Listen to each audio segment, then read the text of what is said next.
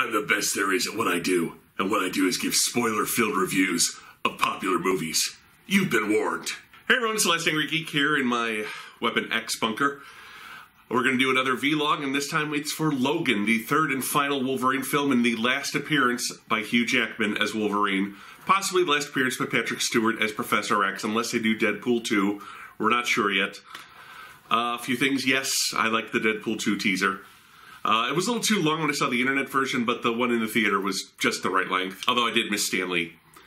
And in all honesty, I cried my eyes out at the end as soon as the word daddy hit the scene. I lost it. Logan is excellent. It's a really simple story. No huge supervillains, no life or death stakes. It's a road trip with Western elements. By which I should say Western concepts of good and evil thrown in there. Which is kind of obvious since they reference the movie Shane so much. It's get this person from point A to point B and has Wolverine and Professor X thrown on top. And Wolverine is doing what he does best again, protecting people. You could say killing. He's a good killer, but he kills in the name of protecting the innocent. And that's always been his driving nature, to protect those who need protecting. The writing on this was really good. The characters were really well written. They all felt real within the context of the film. Some were written better than others. Let's break it down now with the cast. Of course, Hugh Jackman as Logan, and also X-24. X-24 was just there to show us what Logan would have been without the X-Men, without his life experiences. The killing machine. The perfect killing machine that Weapon X always wanted.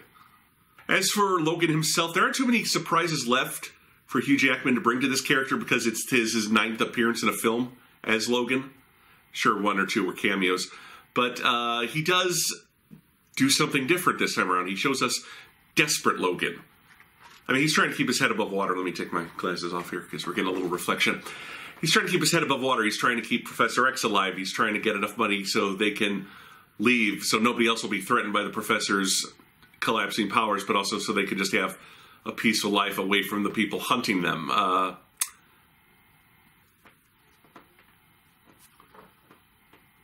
He's trying to survive his diminishing healing factor, the fact that as he's getting older, the healing factor is slowing down, and now his body is beginning to reject the metal attached to his bones, that adamantium. And that was in the comics. I don't think it ever made it into the movies, but the adamantium would poison Logan if not for his healing factor.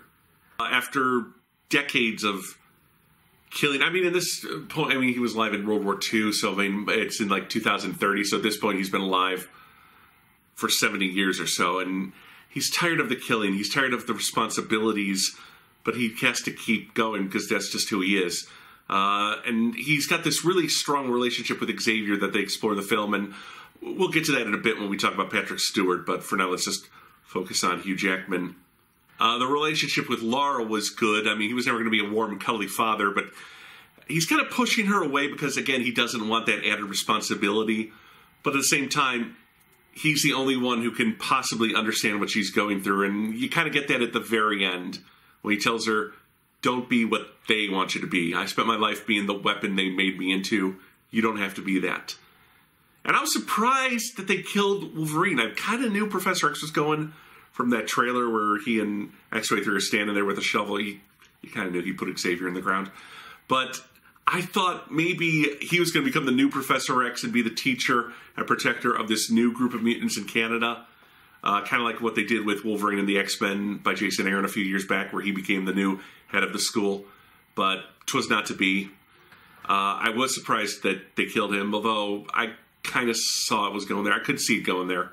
I was surprised that they killed him, but again, this is where those Western elements I talked about come in. Sometimes the hero dies after making a stand. Sometimes the important thing is to make the stand, to do what's right, but they pay the price, and he pays the price for a lifetime of doing the right thing here. It's just too much for him, and he dies, and that's sad. But it is, there's finality to it, which is fitting since this is Hugh Jackman's final time as Wolverine. Wolverine dies protecting Laura and her friends. He dies protecting people, especially innocent children. That's what Wolverine has always done. In the comics, he's always been this big brother mentor character. Kitty Pryde, Jubilee, Rogue in the movies, now X-23. Let's get to Patrick Stewart as Charles Xavier. Now, unlike Hugh Jackman playing Wolverine, here Patrick Stewart plays a completely different side to Xavier with the degenerative mental illness. He's now cranky. He's dropping swear words. He's no longer this charming, suave, likable teacher that we've known for all these films. He's just completely flipped it around. He's like this bitter, angry grandpa who's ranting at the world. And he was mean. He was mean to Logan when he said, "You're such a disappointment." I mean, that was the illness talking. But and it's sad and also a little scary because Xavier's losing his mind, but his psychic powers are as strong as ever, so he can no longer control them, and thus he's becoming the one thing he never wanted to be, a dangerous mutant, a mutant who threatens humanity. But we can see that there's still shreds, pieces of the old Xavier in there, especially when Lara shows up and he's instantly the old professor again, welcoming Lara, I've been waiting for you. Just kind of mean the doting grandfather character now. But again, he was very mean to Wolverine at times, and you have to wonder why Logan would stay with him, but that's because there's such a strong bond between these characters, and that's really what's tested, but also explored in this film. Professor X doesn't have anyone left. After this Westchester incident, you can assume that he killed the X-Men, or he killed the remaining mutants still there. They say the X-Men disbanded before that incident, is what I've read in the interviews and stuff, but who knows? Because in the Old Man Logan comic book, Logan kills the X-Men, but here, I think it would be kind of sad if Professor X killed the X-Men. And then, who's he got left? He just has Wolverine, the one person he can't kill because of the healing factor. But Wolverine is really devoted to Professor X. I mean, he's being mean to him. He's got to buy all this expensive medicine to keep him alive, but he's got to hide him from humanity so nobody else gets hurt. But he does that willingly because, like he said, like the professor said to him, he gave him a home, he gave him a family, he gave him purpose. He saw something noble in this terrible person, and now Wolverine's repaying that. He still sees the nobility in Professor X, even though it's buried under this mental illness. He's sticking with Xavier because he knows Xavier would always have stuck with him.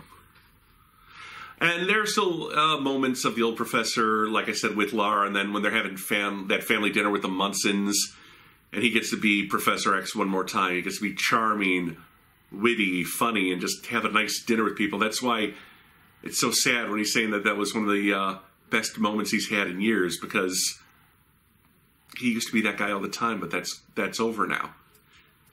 And there's also that sadness when he remembers what he did that caused him to go into hiding. This is probably one of Patrick Stewart's best performances that I've ever seen. And let's get to the third member of this party, Daphne Keane as Lara, X-23, and she's great. She just steals this movie. It's such a great nonverbal performance. For like 2/3 of the movie, she doesn't talk, and then for the last third of the movie, she's a little chatterbox. She never stops talking. But she's the right combination of adorable and feral, like the little boy from the Lost Boys in the 80s, you know, so we're trying to invent a monster.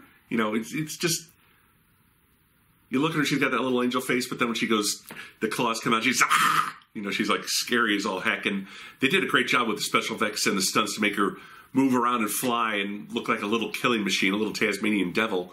But again, the great part of her performance is so much of it was nonverbal. She has to convey a lot with just looks. And there's longing in there. There's a lot of anger. And if this is the only movie Daphne Keane ever does, she's already made her stardom in my eyes. She could be the next Newt. But hopefully she'll do more stuff. Then there's Stephen Merchant as Caliban. I'm not sure how I felt about that character. We met the character in X-Men Apocalypse, and he was this German guy. Now he's a British guy living in the desert with Wolverine, and I'm not sure why that happened other than, oh, it's a different continuity. We don't need to worry about what happened in the previous X-Men films.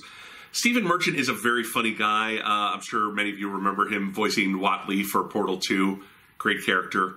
But he doesn't really have much funny lines in this, and I think that's a bit of a waste. But I'm not sure how I felt about the character. On the one hand, I understand why they needed him in there. They needed the tracker to find Logan, for the bad guys to use to find Logan when he goes on the run. On the other hand, he's a really good, funny actor. That felt like a waste not to make him a funny character, but I don't want to typecast Stephen Merchant. The makeup and special effects for Stephen were good. I just don't really have a lot to say about this character. Let's talk about Boyd Halbrook's Donald Pierce. Now, Donald Pierce in the comic books was the only human member of the Hellfire Club, which we saw back in X-Men First Class. But he was a cyborg, so he was able to hang with mutants because he had enhanced himself with cybernetics. And then later on, he does become the leader of the Reavers, who are these cyborgs who hunt mutants, which is what we get in this film. They didn't really push the boundary with the Reavers, just, here's a metal arm, here's a metal leg. I mean, we didn't. One of the Reavers in the comic books, his lower half is a tank. That would have been cool to see, but c'est la vie. I'm not sure about his performance. The problem with this is they said they wanted to do an emotional film, and part of that means is there's no flashbacks or backstories. They just concentrate on the here and the now. So we never get much motivation for Donald Pierce other than it's his job. What I did like is they showed him as being a cog in the machine, that he's part of this greater kind of force there. He's a big man when he's there with the Reavers or on his own, but as soon as Dr. Xander Rice shows up, he's taking orders and kind of, yes, sir, So they kind of showed that he was part of this bureaucracy, and I like that. But the character itself was a little bare. I'm not sure he needed to be a redneck, go to, I gotta have that, the Southern accent. I mean, that's not what Donald Pierce would have been in the comic books. He was a very classy guy. It just seemed like, let's stick this stereotype on this character. I don't know. It wasn't a bad performance by any means. There wasn't a lot of meat to it. Like I said, I don't think there were any bad performances in this film. So let's talk about the other villain, Dr. Xander Rice, as played by Richard E. Grant, who we remember from Doctor Who a few seasons ago when he was playing the Great Intelligence. He's a wonderful actor, but again, the villains there wasn't a lot to work with. This was the part that was originally going to be Mr. Sinister, but again, they decided to pull back and make it a more personal, toned-down story, so they didn't have any big supervillains with his army of mutant monsters and marauders, just a scientist with his army of cyborg Reavers. Perhaps because Wolverine killed his father, he wants to control the mutant situation, which I like how they said they did it. Mutants just don't die off. Turns out this company, Transgen, just starts affecting all the chemicals and stuff to cause mutant births to die off. And I liked that he was not really evil. I mean, he wasn't like, now I have my revenge, twirl the mustache. He was basically just saying, look, I'm a scientist. I wanted to control the situation. So we affected some chemicals. We got rid of mutants. Now we're going to create the next generation of mutants and we'll control them. I mean, for him, it was about control rather than like some weird power ego trip. It wasn't even about the death of his father. It was about controlling the situation. And I like that they also messed with the tropes, because in the middle of his big speech, Wolverine just pulls out a gun and kills him. So here's why I'm doing this. And then, I like it when they, take our expectation of a situation and then just mess with it a little. As for the rest of the performances, they were okay. Gabriella was kind of a one-note character. The mutant kids were okay, but they were just there for special effects. I like that they all kind of teamed up and had their Children of the Corn moment. What was that, the British one with the eyes that they did on Simpsons? You're Roger in the Fish, Mum. I can't remember. I'll put the name right here. That's the movie I'm thinking of. I like that they had that moment where they're the ones who take down Pierce at the end. So they get their kind of revenge for their mistreatment. The Munsons were good. Eric LaSalle, Elise Neal, I can't remember the other actor's name, who played their son. Just normal people, good people trying to live their lives. I liked that moment where he pulls the gun on Logan. I almost kind of wish that he hadn't just seen his family killed by X-24, because then you could make the mistake, oh, well, he just mistook him for the guy who killed his family. That was a mistake, they're friends. But I would rather he just had a moment where he realized they're mutants and then he pulls the gun. But then they've really explored the mutant human prejudice in all the previous X-Men films. As for the rest of the film, I guess I wonder why they changed the name from the Essex Corporation at the end of X-Men Apocalypse to Transgen in this film. I know they got rid of Mr. Sinister as a character from the time they filmed that to the time they filmed that, but you still could have left it as Essex. It's just a little, comic book nod. That would have been fine. The only other thing to say is the R rating works for this film. This is finally the Wolverine we've been waiting to see. Yes, we've had the occasional berserker rage here or there, but there's never been any blood. There's blood now.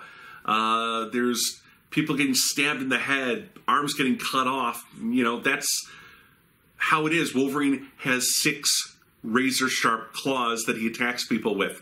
It was never not going to be a bloody thing, so it was never not going to be a quick kill by just stabbing them in the head or cutting their throat or just chopping off whatever comes in front of him when he's in the middle of a berserker rage. So the violence, it's a little perhaps excessive for the younger kids. think anyone in the junior high or older crowd is going to have a problem with it.